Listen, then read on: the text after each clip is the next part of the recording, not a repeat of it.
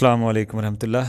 دیکھیں، اگر کوئی ایک ہی دفعہ 3 طلاق بول دے تو اس کا کیا حکم ہے؟ دیکھیں، اگر کوئی ایک ہی دفعہ طلاق بول دے تو اس کا حکم یہی ہے، نبوی زندگی میں جو ملتا ہے وہ ایک ہی مانی جائے گی، دینی نہیں چاہیے، دینی نہیں چاہیے۔ یہ گناہ کبیرہ ہے، سبھی مانتے ہیں، کوئی اختلاف نہیں ہے۔ کسی نے دے دی تو پھر مان لیتے ہیں، تو دینی نہیں چاہیے، اس میں تو سبھی متفق ہیں۔ لوگوں کو بھی چاہیے اس چیز کو سمجھیں، جب ایک چیز پہ سارے متفق ہیں۔ 3 دینے سے ہی بیوی نکاح سے نہیں نکلتی، ایک سے بھی نکل جاتی ہے۔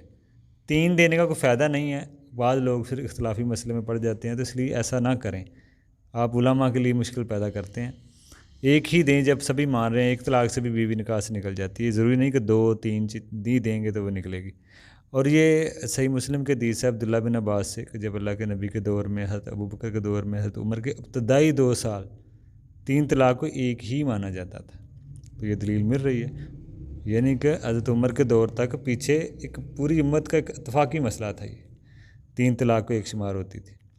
حضرت عمر کے دور میں بطور سزا یہ قانون پاس کر دیا، 3 طلاق کو ایک نافذ کر دیا، کیونکہ 3 طلاق دینا درست نہیں ہے، یہ سبھی مانتے ہیں۔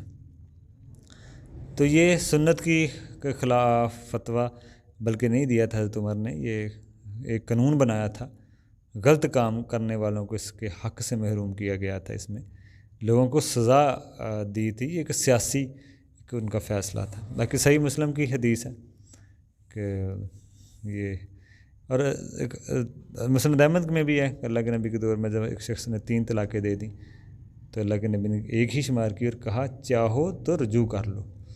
تو صحیح مسئلہ یہ ہے، اس میں لوگوں کی بھی خیر ہے، اس میں لوگوں کا بھی بہتری اسی میں یہ ہے کہ وہ ایک ہی مانی جائے۔ 3 مانیں گے، پہلے لوگ پریشان ہیں دوسری شادی کو لے کے، اور حلالے والے راستے کھلیں گے، تو جب مانتے ہیں حرام ہے، کچھ وجہ تو حرام ہے نا، تو ایک طرف حرام مان رہے ہیں، دینی نہیں چاہیے۔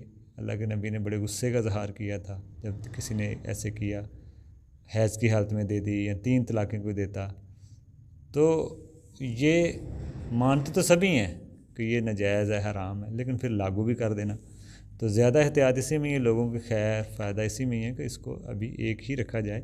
وہ الگ مسئلہ ہے کہ زیادہ تر علماء اسی طرف ہی گئے ہیں، ائمہ اربعہ بھی تقریباً 3 ہی مانتے ہیں، لیکن امام ابن تیمیہ، امام قیم، شیخ ناصر الدین بانی اور بھی اہل علم کے نام آتے ہیں جو ایک ہی مانتے ہیں، اور دلائل بھی زیادہ اسی طرف ہی ہیں، ایک ہی کی طرف۔